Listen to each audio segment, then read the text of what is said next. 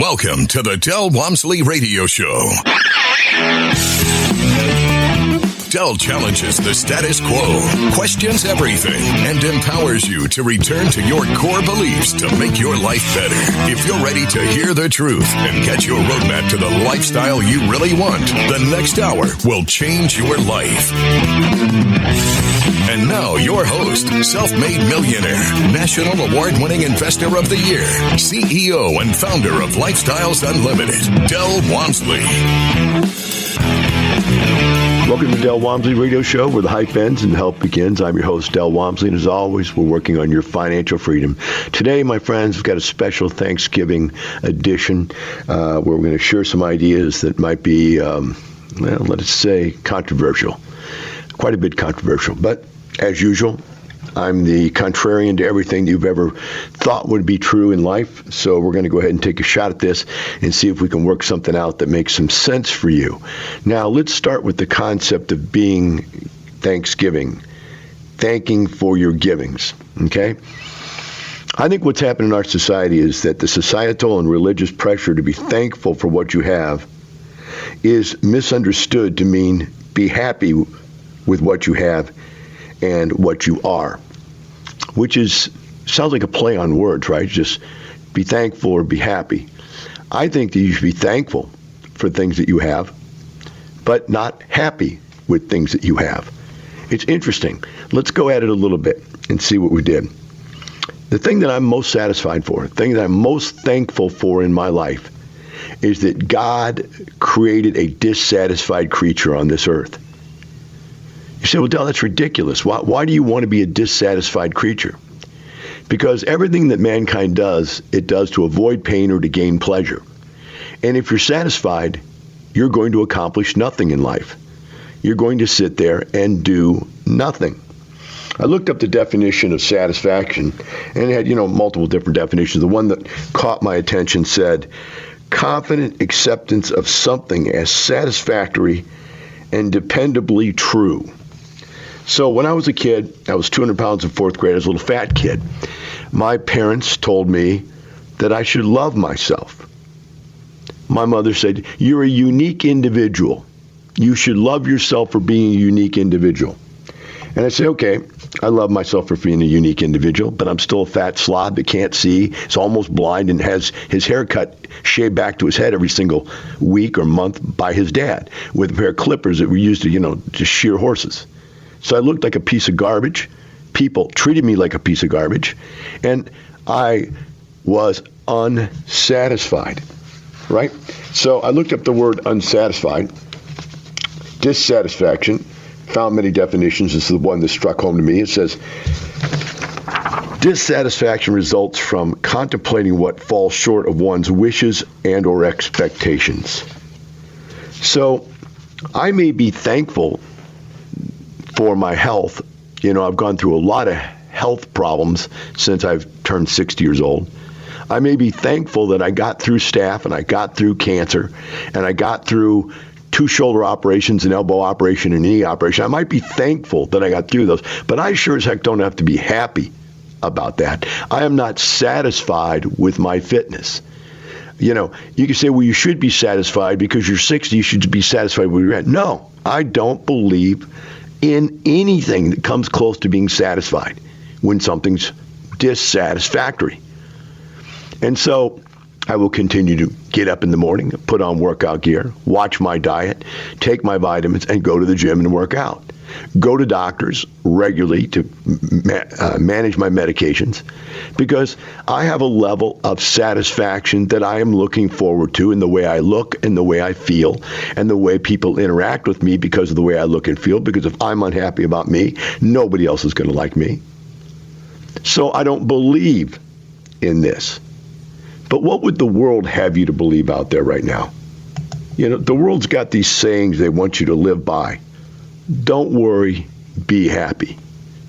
You're sitting there, got an email the other day from a guy said, my mother's 75 years old and she doesn't have very much money and she looks like she's going to live for a long time. What should I do? I'm sitting there going, I don't have an answer to that. If your mother's going to live to be 100 years old and she has no money, That's a problem. So you may not want your mother to worry, but she can't be happy.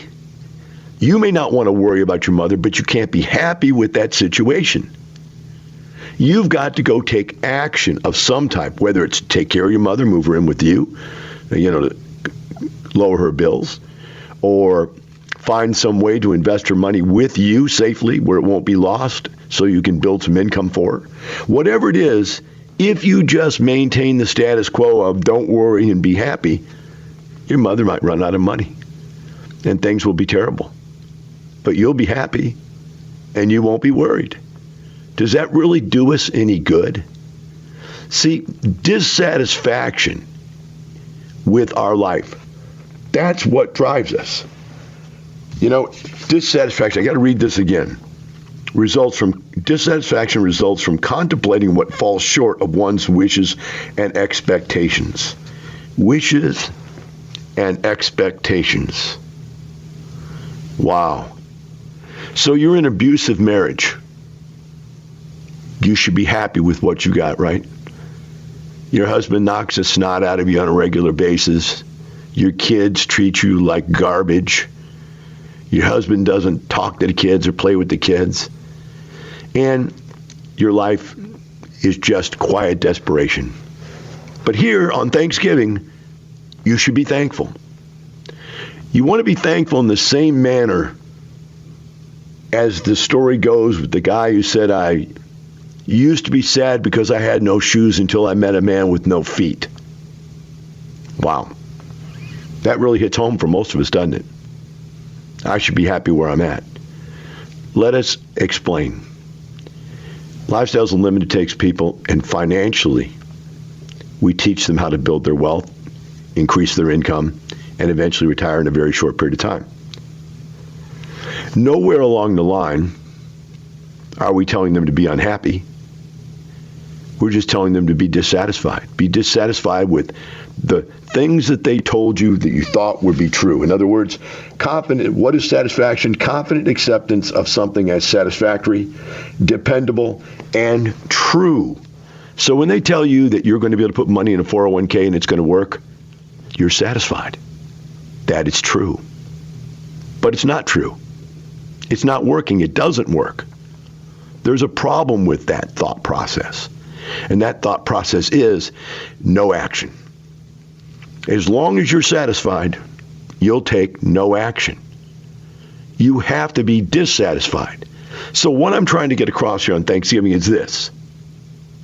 You may be thankful for what you got, but you should not be happy with what you got unless you have everything you want. Now, I have all the money I need. Don't really want a lot more money. That's not one of my big wants anymore. A long time ago, it was a gigantic want. Now my wants are I want to be happy. I want to be fit. I want to be healthy. I want to live. I don't want to die tomorrow. Strange, but your needs change. And yet, they'll still come up with sayings like, if you don't have what you want, be satisfied with what you have. Or I like the one about your relationship. If you can't be with the one you want, then love the one you're with. Yes, let's love the abusive, unloving spouse, male or female, whoever it happens to be in the family, that just abuses and terrorizes everybody in the family. By the way, that's interesting because you have Thanksgiving dinners coming about, and you're now going to have all these people come together with all of their different belief systems. And then you realize there is no true, there is no right or wrong. You have 75 to 80% of the people in your family have no aspirations whatsoever, and they're going to be telling you, love yourself because you're a unique individual. The fact that you're 300, 400 pounds means nothing. The fact you can hardly breathe when you walk up a set of stairs means nothing. The fact you have no money and you live in a hovel and you're living off welfare and food stamps means nothing. None of those things are problematic because you're a unique individual. Boy, that's about as dumb as a rock as I've ever heard in my entire life. And I'm so thankful that God made me dissatisfied. My parents didn't want me to be dissatisfied. I remember they used to tell me, they're just jealous of you. That's why they're picking on you at school. That's why they're kidding you. And if it wasn't for that dissatisfaction, I would have never figured out how to get in shape. And if I never figured out how to get in shape, I never would have put together the plan that I have for life, which is to go find out what you need to know to fix something in your life and then fix it. None of that would have come about if I hadn't been dissatisfied about my first giant pain body, which was being overweight. So, my friends, let's be thankful today for not only what we have, but for our dissatisfaction. Take a short break. We'll be right back with the Del Walmsley Radio Show. You're listening to the Del Walmsley Radio Show. Del will be right back with more life-changing principles in just a few minutes. Welcome back. Now here's some more unconventional wisdom to set you free from the man on a mission to retire America, one person at a time, Del Walmsley. Welcome back to the Del Walmsley Radio Show. Today we're talking about dissatisfaction. We've got a situation where everybody's supposed to be thankful for what they have, and I'm suggesting to you that all real action comes with dissatisfaction. And you're saying, well, Del, don't we take one day just to be happy? Yeah, I take every day to be happy. Every day should be a thankful day. But every day you should look at what is dissatisfying for you and take action steps to change that. Otherwise, your life never progresses. You get stuck where you're at. Now, one of the things that is coming out in the news right now very heavily, and I'm noticing it ourselves here at Lifestyles, is that people, now that there's international verbiage as to what's going on, people are getting other people's ideas about how to invest in real estate. And one of the long time held out rules was that people in California, East Coast and West Coast, couldn't make any money in real estate. So when they bought real estate, they were just banking on appreciation. There's no cash flow when you're paying $800,000 for a rent house in most cases. Now, once you start listening to Lifestyles Unlimited, or if you start listening to the Del Walmsley Radio Show, you're hearing all across the country, over 100 stations, they're hearing for the first time that you can make $400 and $500 a month in positive cash flow, and sometimes even more per house. They are dissatisfied. They're going, why am I not getting that? These people are getting appreciation also. But why am I living in a negative cash flow environment where I'm feeding this monster as I try to gain this appreciation? And they decide that they're dissatisfied. And it's that dissatisfaction with how they're investing in real estate in their state that is leading to this new phenomenon where 32%, and that's the number I'm getting out of this article here by Realtor.com, 32% of all rent houses are now owned by people out of that state. Actually, it's 31, my bad. 31% of rent houses are owned by somebody outside of that state. So we see it all the time. We've got guys out in California that own 10 rent houses in Houston, 10 rent houses in Dallas, 10 rent houses in San Antonio. They own apartments in Houston, Dallas, San Antonio. We've now got people buying stuff in Michigan and Atlanta, Florida, and Arizona. But interestingly enough, all those are blue states. So what is the problem? The problem is the red states have messed up their real estate so bad. There's such a high demand for real estate that doesn't make any money that people are moving away from that concept. When that's all you could have, if you thought you could only own real estate right by your house, if you thought that's the only thing you could do, you had to be satisfied, right? So again, we go back to our definition of satisfaction. And I love this thing here. It says, confident acceptance of something as satisfactory. It's satisfactory to lose money on your real estate as long as it goes up in value. Dependable. It's a dependable situation that's the only way to do it, and it's true that that's the only way to do it. So here you are, you're satisfied. Now you're dissatisfied because now you know that you can earn money in real estate 5 different ways at the same time, which I'm going to cover those later in the show in another segment. But I want you to understand that this is going on all over the country. Now, what have we done to help people with this? Before, you had to come to Houston, Dallas, or San Antonio to get our seminars, to get our education, and to get our mentoring. We now have changed that. Our seminars are on the internet. You can take them anywhere in the world. You're still welcome to come in if you want and see them live, but you can see them anywhere in the world. Our educational training has been taken over 3 years ago by a doctorate in educational process, and she has redesigned our entire educational system so that it's a nationally based system now, and hundreds and hundreds of hours of education in there, videos mostly, classes, exams, the whole bit. It's just really neat. It's getting better all the time.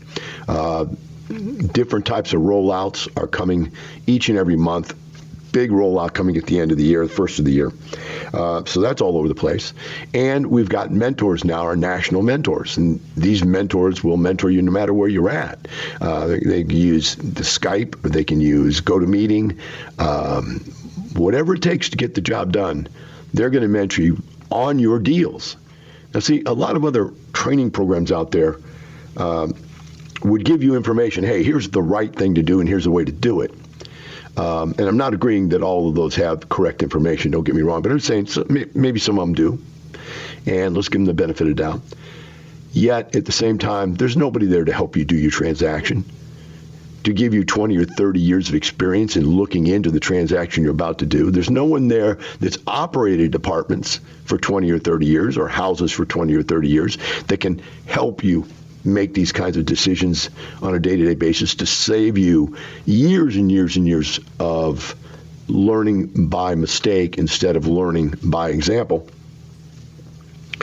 And it's taking the world by surprise. It's amazing to me how many people are members now from not only all 50 states in the Union, but actually other countries. So this is a level of dissatisfaction. You've got a 401k, it's making you nothing. You've got savings, it's making you nothing. And now you can walk into these deals where, the average deal demand, in other words, our investors, the average deal demand is somewhere between 8 and 15% on a cash flow basis, anywhere from 50 to 100% on a capital gains basis. Those are numbers you're not seeing right now in any other investments. And this dissatisfaction with what you have and your inability to reach your retirement age with enough money to survive, that level of dissatisfaction is healthy for you. You need to get up off the couch and you need to investigate into the options you have available to you. So one of the things to be thankful about in this country is that there are options. Right? And one of the things to be dissatisfied about is that you haven't chosen the most effective options out there yet. And so it's up to you, right? You can be happy with what you have. And if you have no dissatisfaction with what you don't have, then you're happy with where you're at. And everything will be fine. But I'm saying to you, if you don't have that level of satisfaction and know that you're healthy, wealthy, intelligent, wise, and protected and safe, then you're not where you need to be. And you need to take actions towards accomplishing those goals. That's what I'm saying, right? So if you're unhealthy, let's get you healthy. If you're broke, let's get you some income. If you got bad credit, then you need to fix your credit. Whatever it is, the bottom line is you need to understand this. As far as financial wealth goes, the number one difference between successful people and non-successful people is successful people look for more income. Middle-class people look for ways to not spend the money they've earned, and poor people don't care about either. That's the three different lives we live in. Poor don't care, middle try to get there by saving, and rich people look for more income. We're going to take a short break. Our number here is 866-945-6565. If you'd like to call in, phone lines will be open. We'll be right back with the Del Walmsley Radio Show. You're listening to the Del Walmsley Radio Show. Del will be right back with more life-changing principles in just a few minutes.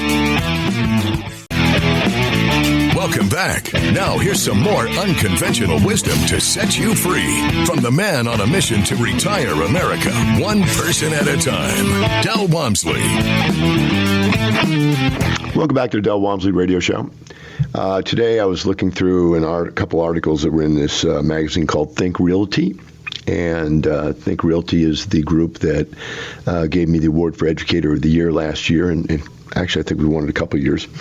And as I went through the articles, there was one article that they wrote that I didn't agree with at all. Not that they're wrong, or it's just I have a completely different view of it. And the other one is something I think is rather interesting. I'm kind of close on, but I think it's very interesting. So the first one is what five things we think we're thankful for today in the real estate market.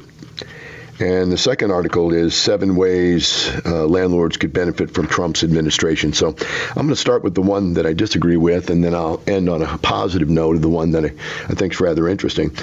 They have a couple things they have down here as 5 things they think is important. One of them is transparency in real estate, and I don't know what the heck that has anything to do with anything, but you know how transparent it is. The bottom line is it is what it is. Next one is high degree of accessibility to funds, which is a true factor. There's nothing wrong with that. Third one, they come up with this sweat equity pays off. I disagree with that. I don't like sweat equity. I don't like working in real estate. I like working on real estate. And I think that all the other gurus out there that tell you should go out there and bust your butt and work your butt off and is ridiculous. Wholesaling, flipping, doing your own work, painting and stuff. It's crazy. I would never do that. And anybody that I've ever taught won't do that if they want to not be laughed at, because the rest of us are getting wealthy and successful by owning businesses, not by working in them. The next one is find education options at all levels. I find that about 90% of the educational material out there is useless on real estate training. Of course, I'm prejudiced. I believe we have the best training program in the country. Whether or not we don't, right?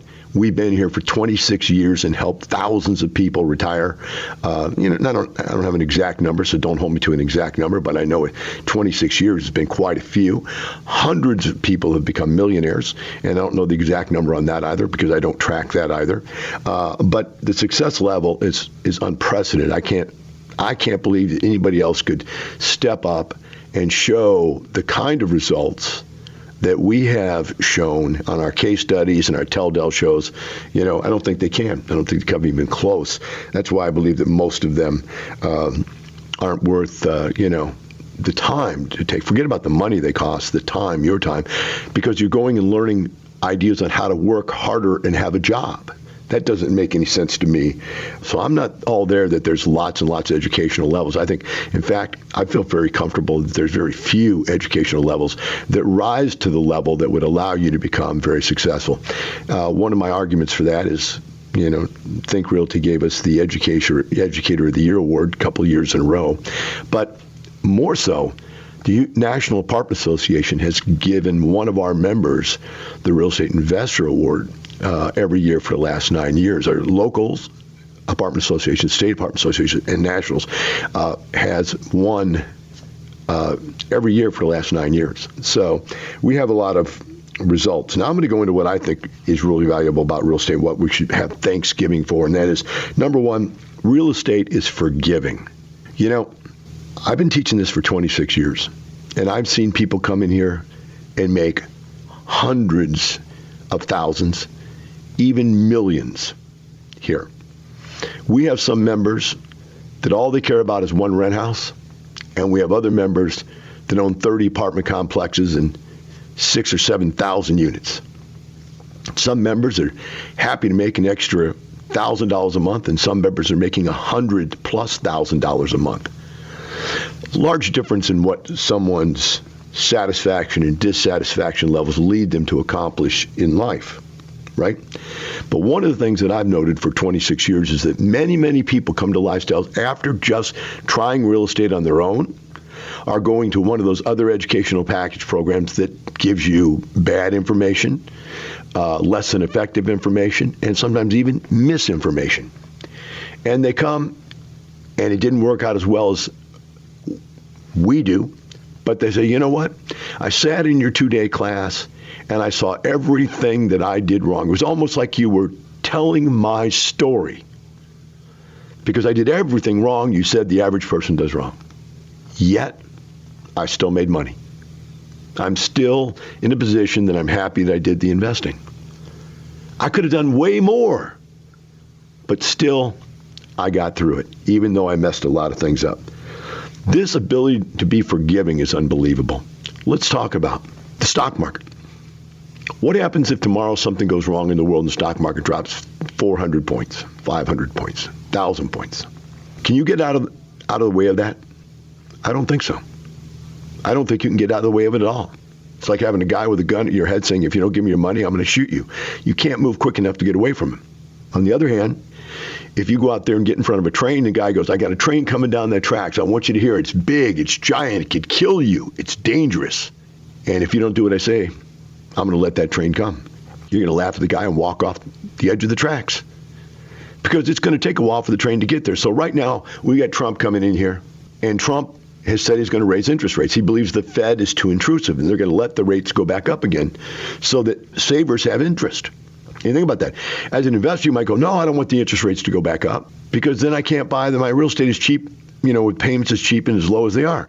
But then mom and pop savers out there who have, $100,000 in the bank and that's their life savings, they're earning less than 1%. If interest rates go back up, then they have more income. So is interest rates going up bad or good? And the answer is both. It's wherever you are positioned. So what are you going to do if interest rates change? In real estate, we're going to reposition.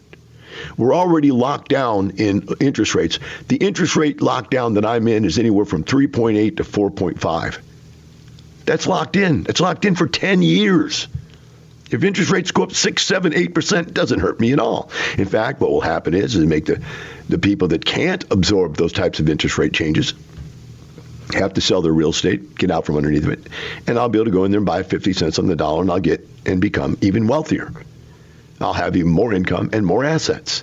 It will be a wonderful thing because I will position myself to be ready for that rate change. Right? On the other hand, when interest rates went down, we were in a position to change our position. We were able to adjust, and we went out and refinanced all of our real estate down into low, very low interest rates and locked it in. We have the position, or we have the ability to move around in our positions. When real estate prices got very, very, very high, I was out there selling real estate. I sold 4 apartment complexes last year. I thought the market peaked last year. Now, the overconstruction in Houston area has brought the Class A prices down, where they were going up, up, up, up, unrealistically selling these things on pro forma. There was absolutely no way to make any money. And now I'm seeing a softening in that Class A market. Now, hold tight when you hear this. Class A market, not everything. And I'm positioning myself to take advantage of that softening in that Class A market because it's going to happen. And if interest rates go up even more, then it's going to soften that market even more. And I want to be there. When that guy who didn't anticipate rates going up, didn't anticipate Trump winning, when that guy who had a construction loan that ran out, and now he can't find permanent financing that fits his plan, he has to sell that apartment for what he built it for, makes no profit, maybe even lose a little money. I want to be that guy. I want to be sitting there ready to take advantage of that situation. Because I'm that guy on that train track. I can jump off either side of that train track and be safe. But if you're at the end of that gun, that bullet will take you out. So that's the number one thing I like about real estate, is how flexible and forgiving real estate can be. Second thing I like about real estate is the fact it can earn you money 5 different ways. We're going to take a short break. And when we come back from the break, I'm going to go over the 5 different ways. So when you go out and buy a typical investment, you've got a cash flow component, or you've got a capital gain component, or maybe you got a savings component in it. Maybe you got some tax advantages. But to have all 5 at the same time, that's a powerful tool. Now more intel to build a better lifestyle from Del Walmsley. Number one way that we make money in real estate is through something called equity capture. Equity capture is the fact that I can go buy a house worth $100,000 and it would appraise for $100,000, but I could still buy it right now for $80,000. So I'm instantly making $20,000. So let's say I put 20% down on a $100,000 house, that's $20,000. I made $20,000 gain on a $20,000 investment. That's a 100% rate of return instantly. Now, it's not realized because I have to be able to get that extra $20,000 out of there either by refinancing it out or by selling the property. But the gain has been made. An equivalency way to see this is if you could go to your stockbroker and go, I'm thinking about buying some Microsoft stock. I would like to buy $100 worth of it, but I'd like you to buy that $100 worth of stock at $80 for me.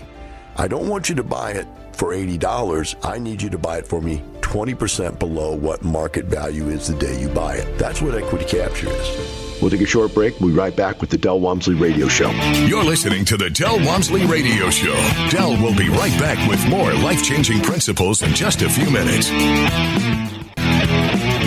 Welcome back. Now here's some more unconventional wisdom to set you free from the man on a mission to retire America, one person at a time, Del Walmsley. Welcome back to the Del Walmsley Radio Show. Today we've been discussing dissatisfaction as opposed to satisfaction, following along the lines that you may be happy with what you have, and be thankful for what you have, but you don't have to be satisfied with what you have. There is way more out there if you want it, and unless you have dissatisfaction, you're never going to get anywhere near it. So one of the dissatisfactions is the ability to invest this day and age has lowered the rates of return for investors down to almost nothing. If you're sitting there on bonds, and you were going to retire on bonds before when bonds were 10% or 15%, CDs were 15%, you had $1 million in the bank, you live in $150,000 a year, and you were well off, right? Now at less than 1% interest rate, or maybe 1% in well-picked interest rate scenarios, you really can't retire on that $1 million. So when you look at real estate, you're seeing that you're getting 5 different types of income at the same time, and this is why people are changing over to real estate. I'm going to go down those very quickly. One of them is cash flow. When you buy a bond, you're earning, 1%, 2%, 3%. We've got cash flows anywhere from 8 to 30%. And, they're all up and down the board there. But the bottom line is it's well in excess of the stuff that you're getting on bonds or any other cash flow-based investment, including stocks, pay dividends. The second one is captured equity. You can't go into a stock that's worth $100 and buy it for $80. We can go into a house that's worth $100,000 and buy it for $80,000. We are capturing income right up front. You can't do that in stocks. It just doesn't happen. You buy and sell whatever the market is. The next one is tax benefits. We are the lowest taxed for-profit business there is out there. If done correctly, you can pretty much avoid paying taxes completely if done correctly. You just have to know how to do it, and we'll teach you how to do it. Appreciation. Yes, this is the least on my list of things, but houses do appreciate. Over time they go up in value, right? And the last one is forced capital gains. We go in and buy something. We fix it up. It goes up in value. And it goes up usually more in value than what we did to fix it up. Now, by the way, you have to do it the right way and know what you're doing to do that. But if you go in to buy an apartment complex and you make the right changes, you can make an apartment go from $1 million to $2 million of value in a 1-year period of time. Now, if you've got a 20% leverage or 25% leverage, you're talking about 400% capital gain. Think about it. You got 25% of the money down on, which would be $250,000. And if it goes up $1 million in value, you've just made 4 times your investment. You can't do that in other stocks, bonds, or other investments. It's just not out there except in real estate. And in real estate, it happens on a more regular basis than I would even want to tell you, because you might misconstrue that I was making promises that couldn't be kept. So I'm just saying, hey, more than you'd ever believe, people are getting fabulous returns. The next thing I like about real estate is leverage. What business can you go into where they'll give you the money to do the business? You want to go start a grocery store? You think they'll lend you the money? Heck, it's almost impossible to get small business loans, especially with all the regulations and all the stuff. Getting and borrowing money is very difficult. Just think about you going to try to buy your own personal residence, how difficult that they make that feel. Yet in our business, the real estate is the value and They are what we call self-collateralized loans. In other words, the real estate stands for the loan. You don't have to stand for the loan. The real estate stands for the loan. So I can go borrow $50 million. I don't have to give them guarantee $50 million. I don't have to guarantee them anything. They just give me the loan because the buildings are worth more than $50 million. There's no number like that. So whether it's a $5 million deal, $10 million, $20 million, 30 or 50, the bottom line is the real estate stands for the loan, not the investor. The next one is ease of entry. You know, whether you start in a first single-family rent house or your first small apartment complex deal, the ease of entry is so different. If you wanted to go, and I watch all the time these shows. I love the show Billion Dollar Buyer, with Tillman Fertitta. I love the show Shark Tank, and I love the show The Profit. And if you look at these people starting their own businesses, they are struggling. And most of them are making almost no money at all. And they're working, 10, 12, 14 hours a day in this business and struggling if you watch these shows. And then these guys that know what they're doing come in and go, like, you're all wrong. Your process is wrong. Your people are wrong. Your whole system's wrong. You don't know what you're doing. You can't get into those businesses unless you have your parents give you $300,000 or you get this from somebody else or whatever. Real estate, you go buy a rent house, and if you do it correctly in the right marketplace, you can get in for next to nothing. Now, I'm not saying every single deal is next to nothing. In fact, nowadays, most of the deals are not next to nothing down. But every once in a while, you'll still see people come to case study and go, I got in for nothing down on this deal. And let's just take the average, nothing down to $25,000. You've got a range there of 10, 15, 20. That doesn't keep people out of business. Whereas other businesses would take much more than that to get started. And the last one I like is the scalability. You can start at real estate with one rent house, and you can work your way to 10, 20, 50. I had over 100 rent houses before I got out of the house business. You can go buy one apartment for 10 units, and you can scale that business to 1,000 units, or you can scale that business to 5,000 units. Whatever it is, as you learn the systems, the ability to continue to grow your business is so flexible that's going to leave you in a better position than you would be trying to start any other business out there that I know of. It's just easy comparatively to other businesses. The scalability is unbelievable. Start where you can afford to get in and build your way to wherever you want to be is pretty much the way it's going to work. So as we go through all these things today, we're talking about satisfaction, dissatisfaction, and Thanksgiving. Let me remind you, we're not doing this just to have a few more dollars in the bank, a little more money.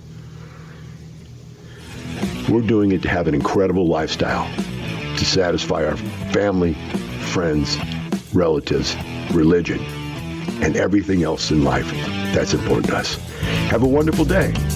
We'll see you after Thanksgiving.